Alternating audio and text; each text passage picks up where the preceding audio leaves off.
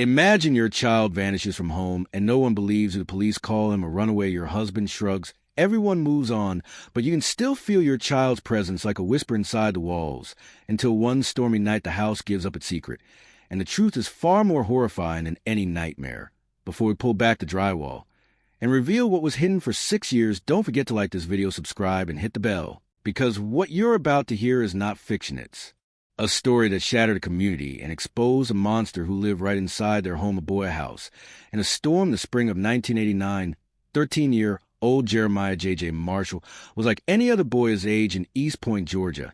He loved old-school hip-hop, kept a beat-up Walkman strapped to his belt, and had a growing interest in architecture, always sketching odd little rooms and floor plans in his school notebooks. J.J. had dreams. Not huge ones, but ones that mattered. He wanted to build homes for people who couldn't afford them, and most of all, he wanted to keep his mother Vanessa safe. Vanessa had been through a lot raising J.J. alone after his father passed juggling 2 jobs. And then in 1987 marrying Frank Davis, a man who at first seemed like a blessing, but quickly became something darker. Frank was strict, cold, and he didn't like J.J. You cuddle him too much, he told Vanessa. J.J. tried to stay out of the way, but Frank's presence filled the house like a storm cloud. One night in March, the shouting got loud. Neighbors heard J.J. and Frank arguing, then silence. The next morning, J.J. was gone to vanishing. Vanessa called the police immediately, but the response was slow. Teenagers run away. They told her, especially boys, especially ones with new stepdads. Frank told officers J.J. had stolen money from his wallet and stormed out. 2 days later, Frank found a note in J.J.'s room, scribbled and signed. It read, "I'm done. I don't belong here. Don't come looking." The handwriting was messy, unfamiliar. Vanessa knew her son's voice, and this wasn't. She begged detectives to test it, but they refused. There were no active search teams, no flyers, no national alert. J.J.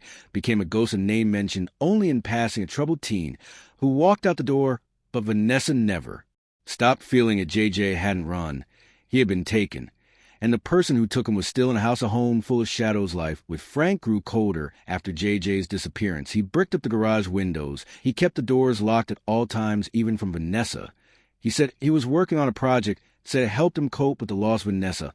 Wasn't allowed inside the garage. She'd ask, he'd change the subject. And sometimes she swore she could hear something movement through the vents at night. Just your imagination, Frank said. You're grieving. Don't make it worse. She stopped asking. But the doubt festered. She started documenting what she saw when he came, and how long he stayed in the garage, the sounds, the smells, even the way the cat avoided the north wall. She collected it all in a hidden notebook labeled simply, "If I'm right, the night the wall broke." 6 years passed. Vanessa filed for divorce. Frank moved out in August of 1995. A thunderstorm rolled over East Point. Lightning struck a transformer 3 blocks down. The power cut out, and in the silence Vanessa heard it again, a thump faint inside the garage wall. Then another. The house was empty. It was 2:17 a.m. She grabbed a flashlight, went downstairs, stared at the wall, and then a knock, 3 soft taps. She screamed, then she listened to a muffled voice. Mom. Vanessa dropped the flashlight. She picked up the phone and dialed 911. By sunrise, police were there with crowbars and axes behind the drywall, behind the brick window. They found a hollow space, a room cramped, moldy, with a mattress, a bucket, a light bulb, and in the corner, thin, filthy, trembling, was J.J. He was 19 years old, and he had never left the house. Part 2, 6 years. In the dark, the room, no one knew when J.J. emerged from behind the wall that had caged him for 6 years. He didn't speak. Right away, his eyes struggled to adjust to the morning sun. His voice cracked like a radio left too long in the cold. He kept flinching at footsteps, at open doors, even at the wind. Paramedics rushed him to the hospital. He was dehydrated, malnourished. His hair had grown past his shoulders, and his legs were weakened from years of restricted movement. But the worst wounds weren't visible. J.J. had been imprisoned in his own home, just feet away from the kitchen, while the world moved on without him inside. The hidden chamber, the hidden room Frank Davis built, wasn't an accident. It was methodical, deliberate, and expertly concealed. It measured 9 feet long by 5 feet wide, tucked into the outer wall of the garage, insulated, soundproof, reinforced with cement blocks, drywall, and false bracing to make it seem like part of the home structure. No one had thought to knock inside. Police found a rotting mattress, a chemical toilet bucket, a single bare light bulb.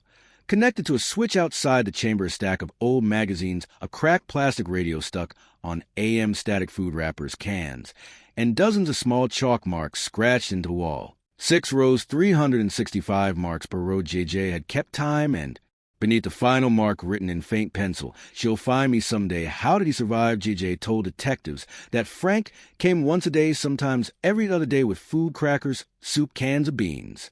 He would slide the food through a modified vent and talk to the wall. His tone was flat, cold, no eye contact, no kindness. "He told me I didn't exist anymore," JJ said. "No one was looking," said Mom. Moved on. Frank told him the police had closed the case, that Vanessa believed he'd run away, that the outside world was dangerous. JJ was 13. When it started, he was 19. When it ended, mental survival. To stay sane, JJ created a routine morning. He'd stretch, count his steps, and recite poems he remembered from school. Midday, he'd hum songs through the wall. Quietly, always quietly, just to hear a sound. Evening, he'd imagine conversations with his mother, ask her questions, pretend she answered. He imagined walking through rooms in his old school, visiting the library, holding a pencil. He said the hardest part was silence. It wasn't the dark. It was that I didn't know if I was real anymore. I started to think maybe I had made myself up, but he never stopped tapping on the wall. Every few nights, just once or twice. Just in case someone was out there, Vanessa's truth confirmed the day JJ was found. Vanessa collapsed in the driveway, sobbing. But they weren't tears of shock. They were tears of confirmation. For 6 years, she told friends, family, police, anyone who would listen, that something didn't feel right. She filed reports. She hired a private investigator who found nothing. She recorded the sounds, but no one analyzed them. She begged the city to let her open the wall, but Frank claimed he had legal control of the property at the time and blocked the request. Now every fear, every suspicion, every tear-soaked night of wondering had been real. "I wasn't crazy," she whispered at the hospital. "He was here. My baby was right here." The manhunt for Frank Davis. By the time JJ was found, Frank Davis was gone. He had vanished 3 days earlier, abandoning his job and leaving behind only a note. "I did what had to be done." He needed to be taught. That same night, his car was found abandoned near the Alabama border. No wallet, no license, just a duffel bag, a map, and a hunting knife. The manhunt began immediately. He was placed on the FBI's most wanted list. Tips poured in, sightings in Tennessee, Mississippi, even as far as New Mexico, but none were confirmed to this day.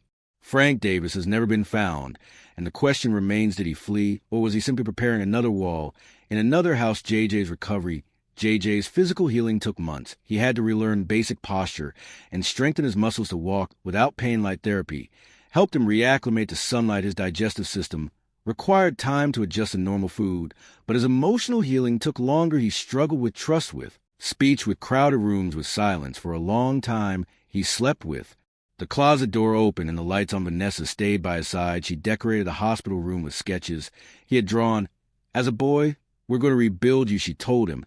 "And no one will ever hide you again." The town responds. East Point was shaken. How had no one seen it? How did a boy live in a garage for 6 years with neighbors? Police case, workers all missing the signs. An internal investigation was launched. 3 officers were suspended for failing to follow up on Vanessa's early reports. New policies were created, including mandatory home inspections for suspected runaways, improved protocols for interviewing family members, funding for anonymous reporting of suspected abuse or confinement.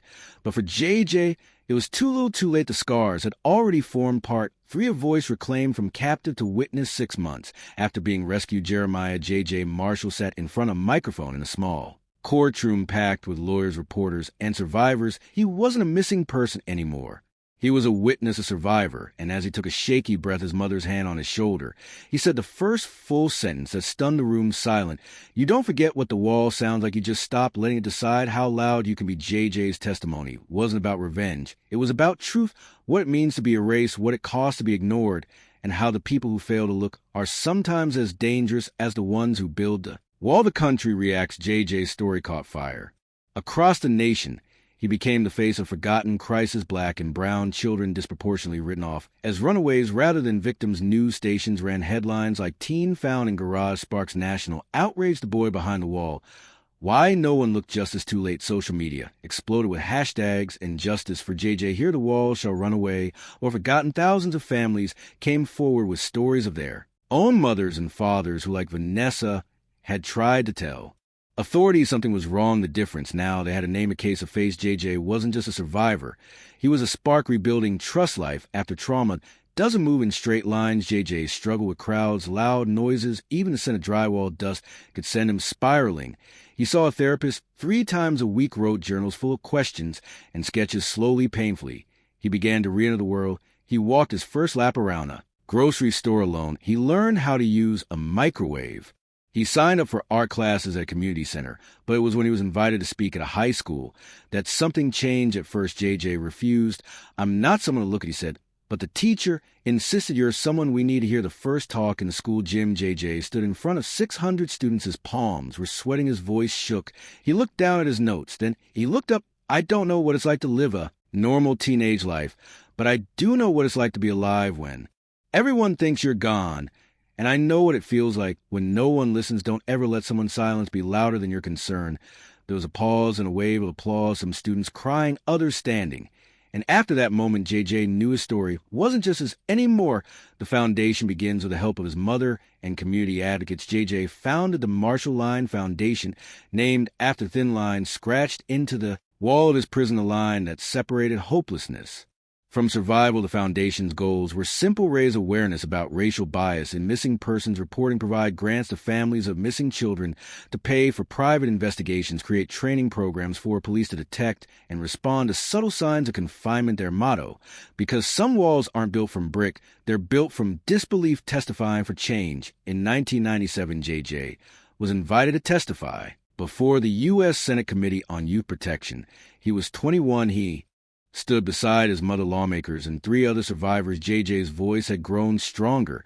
He talked about the first time. He forgot what day was the first time he pretended he wasn't real, the first time he tapped on a wall and heard nothing back, and then the last time when Vanessa answered his testimony led to the passing of the Marshall Alert Initiative, a system that ensures children labeled as runaways are still listed in the national database and receive automatic wellness checks within 48 hours. Just because they're gone doesn't mean they left, he said. Sometimes they're just behind something you don't want to look at. The art healing. JJ never went to a traditional university. Instead, he became an artist using charcoal graphite and reclaimed what he created, pieces inspired by sensory memory, the textures, shadows, and sound of isolation. His most famous piece, 22 in Deep, was a full-scale replica of the wall that hid him, cut open, exposed with a speaker inside that played faint whispers and a ticking clock. It was displayed in the Smithsonian's. Voices of the vanished exhibition viewers walked out silent, shaken, and often in tears. Vanessa's strength. Vanessa never left her son's side. She turned her pain into power, joining search teams, speaking at conferences, writing op-eds. In 2001, she was recognized by the NAACP for her advocacy. When asked what gave her the strength to keep going, when everyone told her JJ was gone, she said, "Because I knew him. I knew the sound of his silence." And that silence didn't sound finished. Part for another wall, an anonymous tip in early 2003, 8 years after JJ's escape from captivity. A tip landed on the desk of Atlanta investigator Detective Harold Gaines. It was handwritten, mailed without a return address. You looked in the garage. You never checked the cottage. Not all his rooms were in one house. The letter was signed "Only a Friend of the Forgotten." At first, Gaines thought it was a hoax, just another cryptic message from someone obsessed with JJ's case. But when he cross-referenced properties once owned or leased by Frank Davis, a single address set out a small hunting cabin in rural Calhoun County purchased under the alias James D. Franklin in 1991, 2 years after JJ disappeared. It had never been searched. The forgotten property. The cabin was tucked between dense trees at the end of a dirt path choked with ivy, and time police arrived quietly, not wanting to alarm neighbors or alert possible squatters. But when they stepped inside, it was clear no one had been there in years. Dust coated every surface. The kitchen was half torn out, where I'd eaten the ceiling in places. But in the back, behind a warped bookshelf, one officer noticed something strange to see in the wall, slightly uneven paint. They tapped Harlow. They parried behind it a second hidden chamber, the second room. This one was different from JJ's, larger, more developed. It had 2 mattresses, a built-in shelf with books, a small desk bolted to the floor, and worst of all, a camera mounted high in the corner. The recording equipment was old, dead, but the tapes remained. Police recovered 18 labeled VHS cassettes, all dated between 1993 and 1996. On a wooden beam near the ceiling, scrolled in red ink, "Listen close. They'll never believe you." The tapes. Authorities reviewed the tapes in a sealed facility. They were not released to the public, but a heavily redacted transcript confirmed the worst too. Children appeared, both estimated between 10 and 14 years old, male, black, names unknown. The footage showed no direct violence, but depicted extreme isolation, long periods of silence, one child asking when they could leave, another drawing on the wall with chalk creating spirals, and stick figures. No interaction from Frank appeared, just the sound of locks, food, trays, doors opening and closing. And then nothing, no final footage, no trace of what happened to them unidentified victims despite facial recognition scans the two boys have. Never been identified, no matching missing persons. Reports, no school records. Investigators theorize they may have been children from out of state, or worse, never reported missing at all. JJ was contacted privately during the investigation. When shown still images from the video, he grew pale. That wallet looks like mine, but longer, he later added. Frank always said I was the first to fail. I thought he meant me. Maybe he meant others came after the system. React again. The revelation caused public outcry. How many more walls had gone unchecked? How many other children had vanished, never searched for, because they didn't fit the profile that activated urgency? Congress convened an emergency session to expand the martial alert initiative, now incorporating immediate investigation of all properties owned by suspected abusers, including aliases, mandatory search of secondary residences in missing children cases, creation of a hidden space unit within the FBI trained to identify architectural concealment and false wall design, and it all traced back to one boy, a boy who tapped on the inside of a wall until someone answered. JJ responds. When JJ gave his next public speech, he stood on the steps of the Georgia State Capitol. He didn't wear a suit. He wore a T-shirt with chalk marks printed across the chest, and he spoke calmly.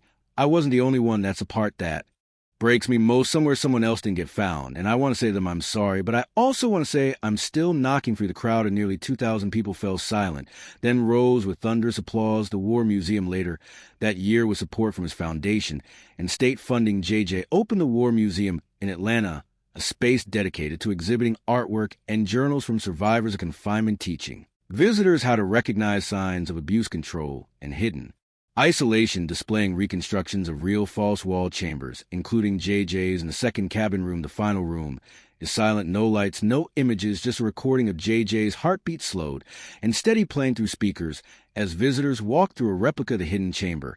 He was found outside on a concrete slab built by a monster, broken by a whisper. Part 5, the letter in the floorboards, a new voice at the door. In the summer of 2006, JJ Marshall was approached after a public school seminar by a boy named Marcus Clay. He was 12, wiry, quiet, and carried the kind of stare JJ recognized instantly. Not fear, not anger, survival. Marcus waited until crowd cleared, then slipped JJ a folded note. It read, I don't live in a wall, but I feel like I'm stuck in one. JJ sat with him for hours that evening. He listened, really listened, as Marcus described a foster home where he was locked in closets. When he made too much noise, punished with silence, and told that if he left, no one would believe him. It was familiar. Painfully familiar. JJ connected Marcus with his foundation's legal team. Within weeks, the boy was removed from the home, placed with a new family, and later adopted. Marcus would later say, JJ didn't just get me out, he made me feel like I wasn't broken, just buried. The floorboards give up a secret 2 years later during renovations to his mother's old house, now owned by the Marshall Line Foundation. Workers tore up the original garage floor. Beneath the boards, inside a sealed envelope wrapped in plastic, they found a letter. It was addressed to the next one, if there is one, from JJ. It had been written by JJ sometime during his 3rd year in captivity, roughly 1992. In it, the teenage JJ wrote, I don't know if this will ever be found, but if you're here reading, this it means you're alive. That matters more than anything. You are not the only one. I'm here too, just behind a different wall. We are real, and we will be seen. Don't forget your name. It ended with a tiny box drawn around 4 words, hope is a hammer.